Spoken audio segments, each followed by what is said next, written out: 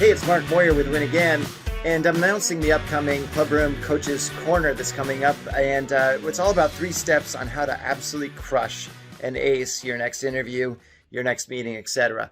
And look, if you were told that you were, I don't know, you didn't win out on the job offer because you came in second or third, or they hired someone more qualified, or you're unsure what questions you'll be asked in the interview, we need to change all that. We're going to be talking about, and I'm going to be showing you how to basically prepare completely for every segment of the interview process, how to answer a lot of those questions like, tell me about yourself, or where do you see yourself in a few years, etc., and how to follow up after the interview. All these things are so important to absolutely nail the interview. We're going to show it to you. So join us in the club room, and we'll see you there. Welcome to the Winning in Club Room. My name is Mark Moyer, and today I'm doing a special presentation of what I call Coach's Corner. It's going to be all about the steps that you can take to become an absolute expert interviewer. So 3 steps to ace your next interview or even your next meeting. And look, a lot of the stuff that I'm going to be talking about really can be used in any sort of setting where you're with other people and you're trying to make an impression and you're trying to really have things go your way. So, the first and maybe most important thing to talk about is, I always try to anticipate what's on somebody else's mind. What is it that they're thinking, and how can I maybe satisfy what they're thinking in a way that I want to be presenting myself, but also in a way that causes the resolution to favor my position. So I'm always trying in advance to anticipate what the other person is thinking, what is it they want to hear, and how is it that we can make something so that it's a positive result for me. So whether it's an interview, a meeting, a negotiation, anything like that. So, first things first, we all have a tendency to want to sell ourselves. People say, go out there and you got to sell yourself. And, the first thing I say is quite the opposite. No way, do not sell yourself, but instead allow yourself to be bought.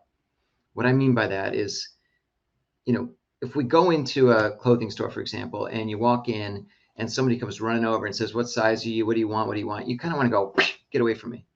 But instead, if someone comes over and says, look, I'm going to be over there folding khakis, but if you need any help, you need help with a size or something, just let me know. They're allowing you to buy instead of selling you and getting in your face. We have a tendency when we sell ourselves, whether it's in a meeting, interview, etc., to tell everybody our entire menu of everything we have, all of our offerings, everything. The problem is that they may not want to hear all that stuff. They may only want to order one thing from the menu or 2 things from the menu and not the whole damn thing. So my perspective is, you first find out what it is that they truly appreciate, what is it that they want to hear, and then you feed them just that, just in little bits. Nobody wants to hear you go on and on and on, I promise. So just a little bit, allow them to buy what it is you have versus selling them is critical. So look, there's 6 letter A's that I like to talk about. One of them that are really important with this whole process. One of them is anticipate what they need. And we'll talk about that in a minute. We're going to talk about all these in a second. Also, answer like you knew what they were going to ask. I mean, answer the way that they're like, wait, how did this person know? Well, because you anticipated what it is they need. Also, always act positive. And part of that is going to be using the PNP rule, which I'll talk about in a minute.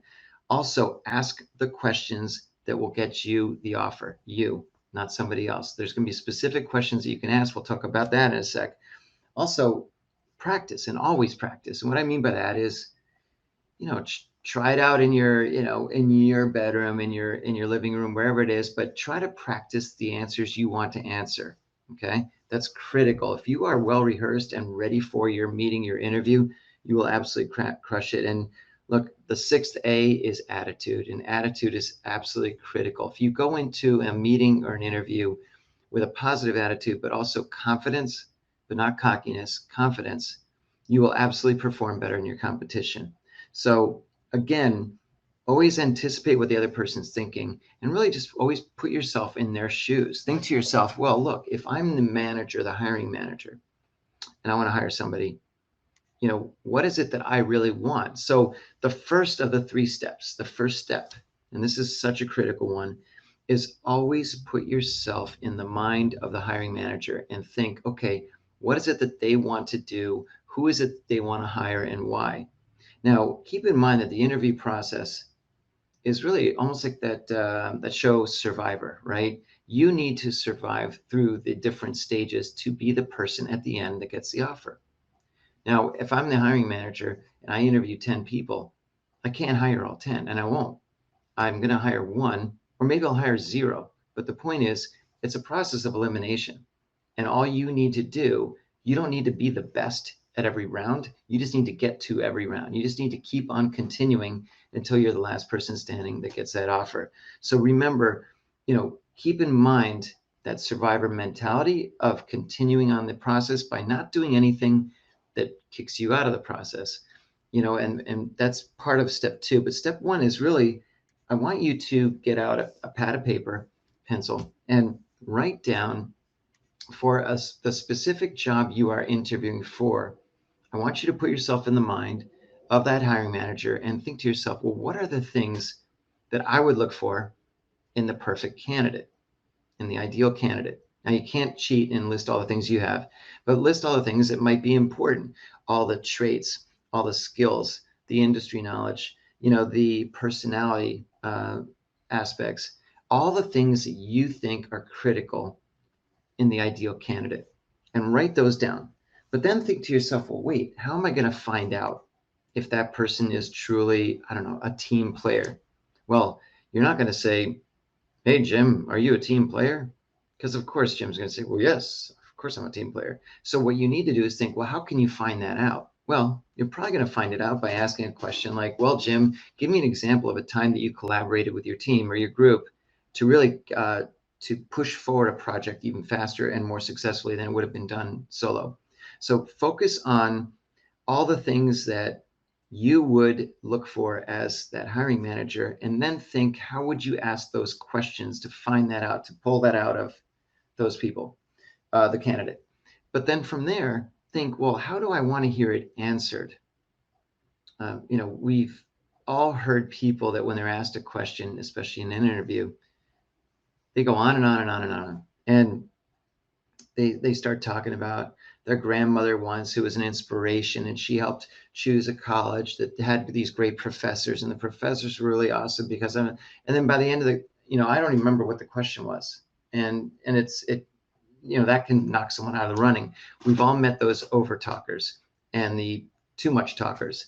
So keep in mind that, again, being prepared for the interview means being ready for anything that hiring manager will ask, anything. Okay. So, for example, again, give me an example. Tell me a little bit about a time that you were collaborating with other people on your team, or it might be something like, think about, what are some of the aspects that make a very good marketing manager? But think to yourself, what would you write down and track as important traits, industry knowledge, and skills? So that number one is anticipating everything that person would ask every candidate. Okay. Step number two, I want you to sort of put yourself on the ropes, put yourself on the defensive. What does that mean? Well, if I'm the hiring manager and I'm interviewing people, I'm likely looking at all their resumes and I'm thinking, all right, this guy, he's had 4 jobs in 4 years. What's up with that? Do I really care?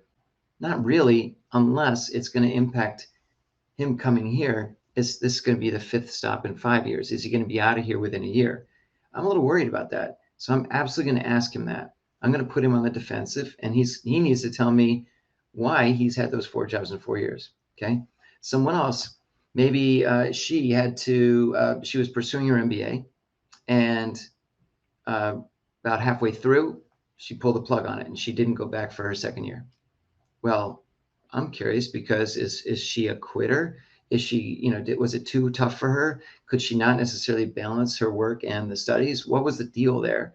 I might be concerned because maybe she brings that attitude of going forward. Now, of course, it may turn out that she couldn't continue funding it, or she had a family obligation or something. Oh, who knows what the reason was?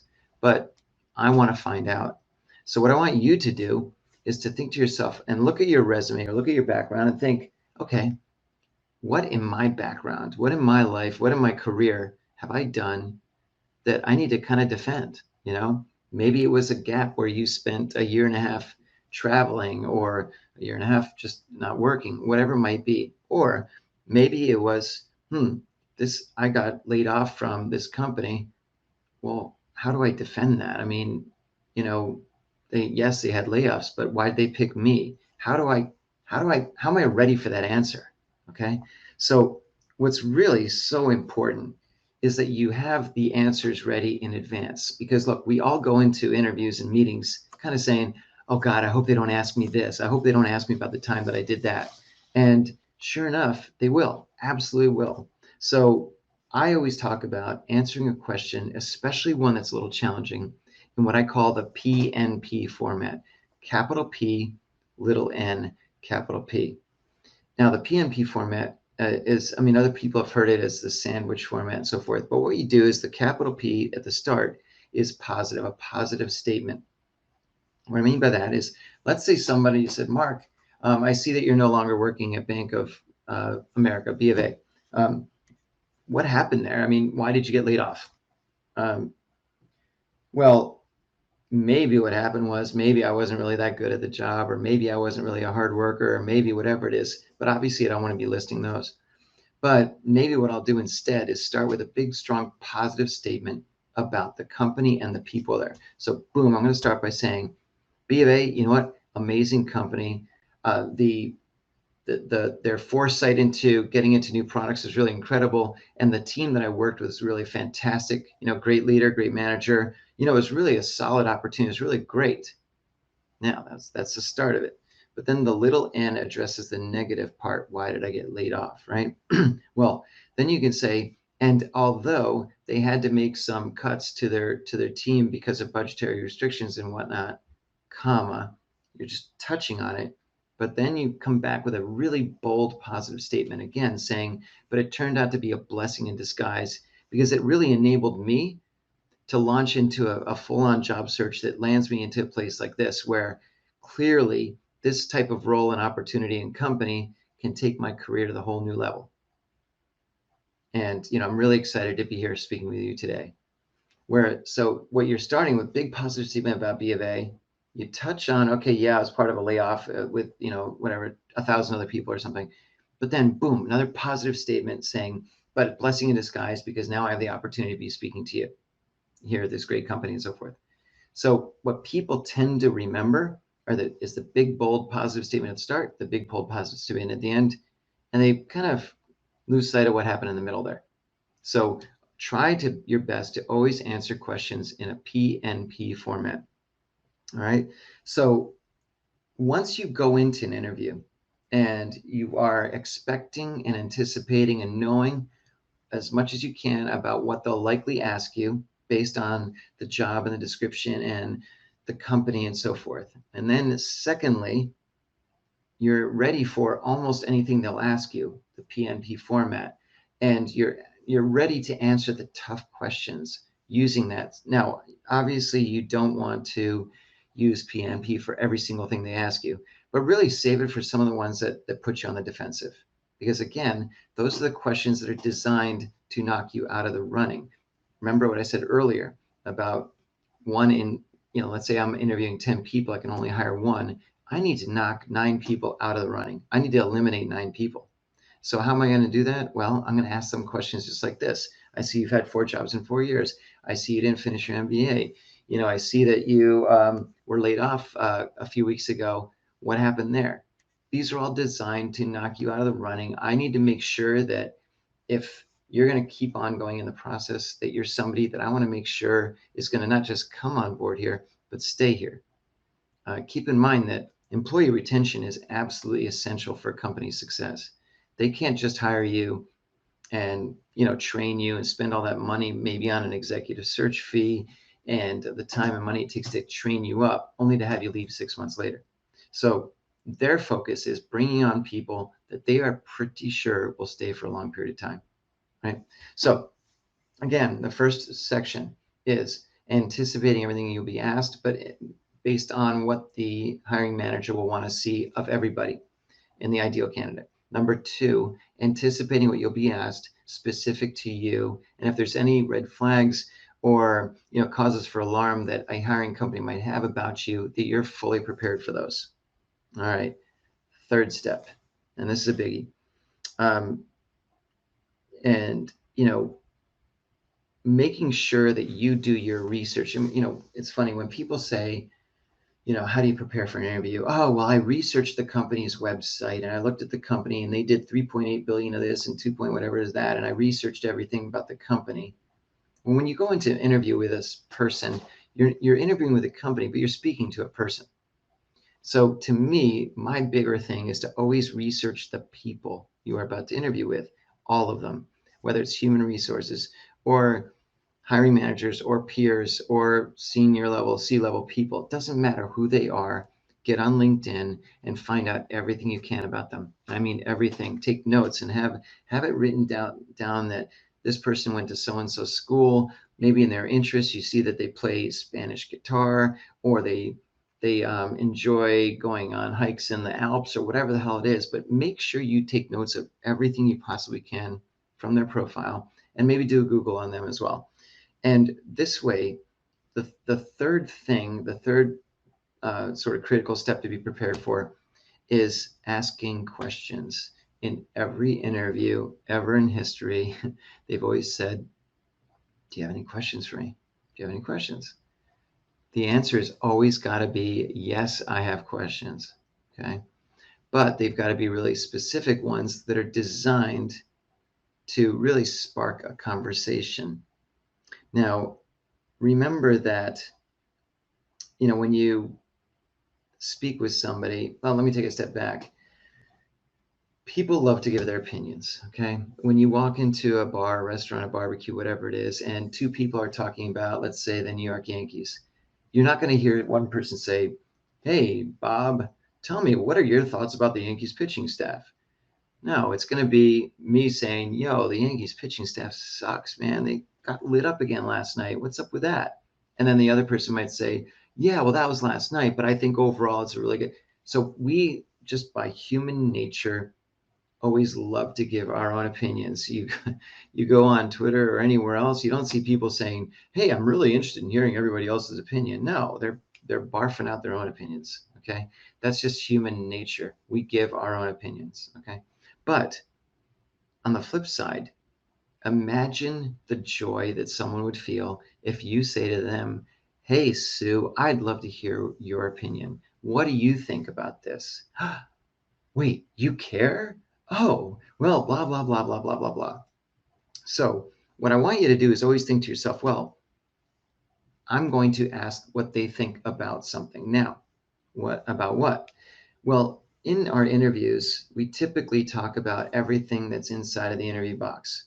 What is the specific job? What are the requirements? At what point in the process are they? Where am I going to sit? Whatever it might be, but the stuff that's in the interview box. I want you to go outside the box. Now, for example, if you if you are maybe you play ice hockey or something. Well, if I ask you to tell me more about what it's like to play ice hockey, and is it really tough to try to handle a puck while you're skating, while someone's chasing you, whatever it is, you'll be really excited to tell me about that. And your endorphins kind of pump up, your energy level pumps up and everything, because you're talking about something you know a lot about. In my case, I know a lot about ice hockey, so I'll talk till we're all blue in the face about ice hockey. Now, I don't mean now that what that doesn't mean is to speak about ice hockey in an interview, but more so find a topic that you know that person knows a lot about, and then hit it hard. So if, for example, they are involved with derivative products at a financial institution, and they're looking at new ways to fund certain European countries with something that ties in with forestry products. I don't know, I'm making this up. But suddenly now, if you do your research in advance and actually look up stories and articles that tie in with forestry products in Europe, whatever it might be, lumber or who knows what, if you ask them a question that they know a lot about, and then you ask them their opinion, oh my God, you are shooting to the top of the list. Because now You're getting engaged in a conversation.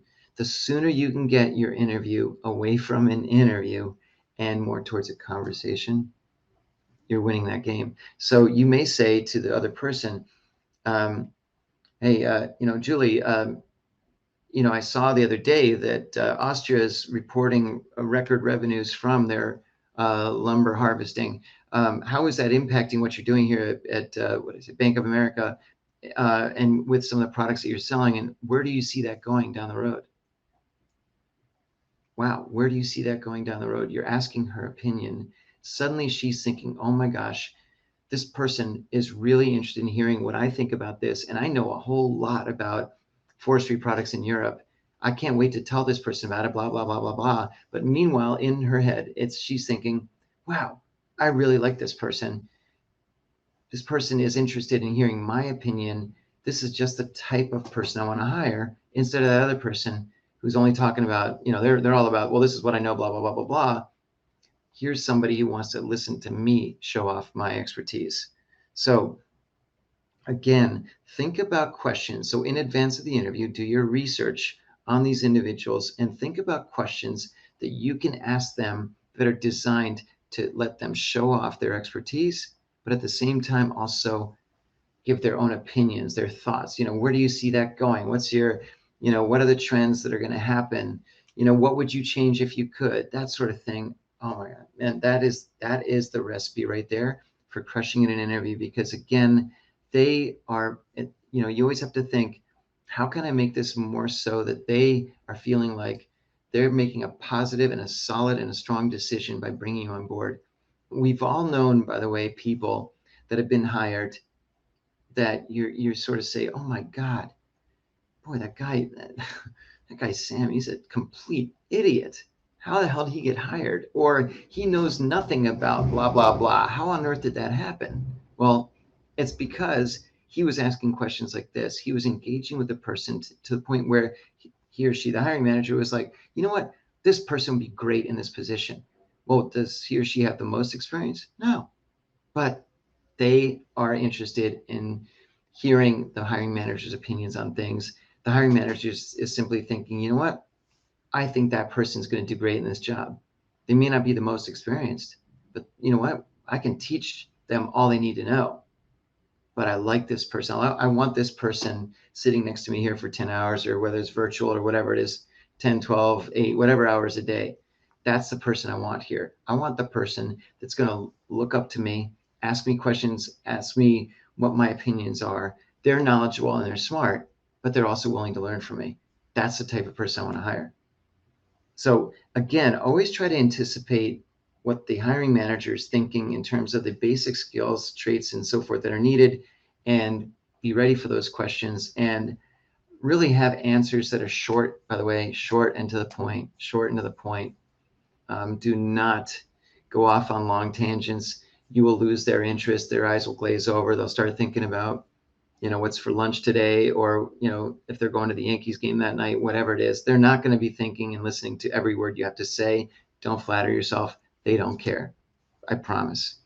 But what's important is that you treat every interview as an opportunity to get them to talk, get them to show off their skill set, their capabilities, their knowledge, and really just make it turn into a conversation where everyone's chatting the same amount. This shouldn't be a Q&A session where they're asking you, you know, well, so tell me about yourself. I mean, is that one of the world's worst questions? And I mean, it's a terrible, because how do we know how much we need to say? Tell me about yourself. Mark, why don't you tell me about yourself? Well, I went to high school as a young kid, and then I grew older, and then I went to college, and then I went to a school that it was a lot of fun, and then my first job out of school, and then my second job out of school, and then my third job out of school, and meanwhile, this person's like, why did I even ask that question? So a lot of times we don't know why they're asking that at all, right? It may just be because they don't know what else to ask, or they're curious to hear how you answer it. My opinion is that when they say, Mark, can you tell me about yourself? I'm assuming that if they've got my resume in front of them and they've done any sort of research, they have a general idea of what I've done. So I'm not going to say, well, let me walk you through my resume, which you might as well just say, oh my God, put me to sleep. Instead, please say, look, I've done obviously a lot of things. I've had a fairly extensive career inside of marketing and branding and so forth. Is there anything specific you'd like me to focus on? Is there anything specific you'd like me to focus on? That is also critical, because they may say, well, yeah, you know what? I don't care about that other stuff, but I saw that you once worked at ABC company. And you know what? My brother-in-law used to work there. Just curious, what are your thoughts on them? Oh, well, blah, blah, blah, blah, blah, blah, blah, blah, blah. But stick to that. Is there anything specific? Now, they may say, no, nothing specific. Just give me an overall thing. Keep it brief and to the point. Just touch on things. There'll be plenty of an opportunity to get into more detail if they're curious about those. So nobody cares about the fourth bullet point on what you did 12 years ago. Nobody cares. I promise you. They're not going home that night saying, oh my God, I just had such a great time hearing all about Mark and his background. Nope, not even close. They will remember that you asked them a question to talk about whatever I just said, Austrian forestry products, whatever. So anyways, also, there's a point where they may say to you, well, Mark, where do you see yourself in 3 to 5 years here at our company? What's the good answer there? I don't know. Gee, I just really want to work hard and see where it leads me. No. Or I really want your job. No. Or, it's a challenging question to answer. So I always say it's actually okay to turn it around and say, look, I think there's a fair amount of options, and have some ideas, but give me a sense, hiring manager, what are some of the opportunities available to somebody that's hired into this role? Give me a sense of what are some of the opportunities that I might have in those 3 to 5 years? Oh, well, you might be more involved in trading or credit decisions or portfolio management or, being a senior brand manager or blah, blah, blah, whatever that is. Then you now have an idea of what you can say to those people, when you say it, how to say it, and so forth. So just to tie some of the loose strings around this, and I'll be wrapping up shortly, but this segment, but really 3 critical steps, in my opinion, and this is something I've been telling people for 30 years now, is number 1, be prepared for all the questions that are going to be asked by the hiring manager to everybody, and have those down. Not only just the questions, but the answers. Number 2, be ready for any question that they may ask you specifically to put you on the defensive, to rock your boat, to make you sort of blurt out, oh, I really hated that boss. He was a total jerk.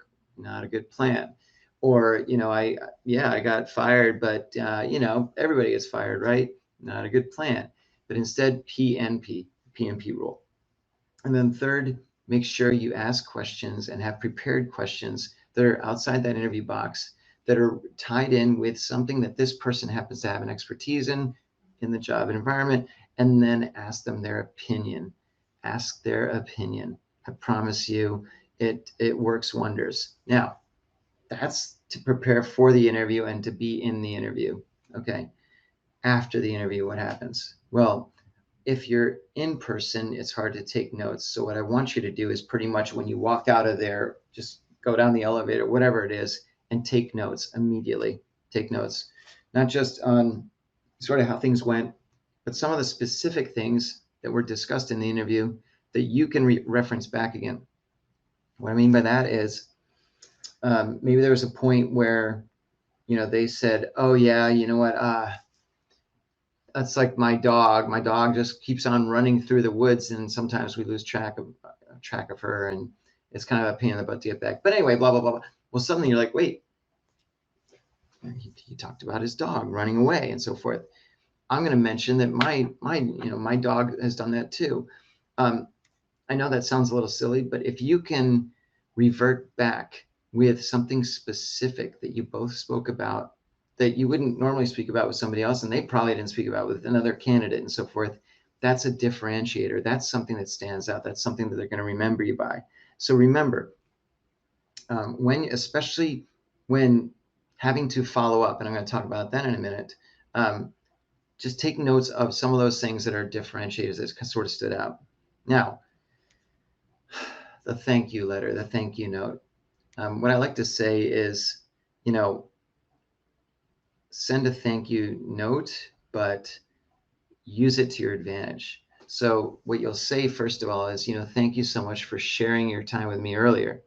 And in fact, I spoke to somebody else about this earlier today, but Use the word share. We shared time together.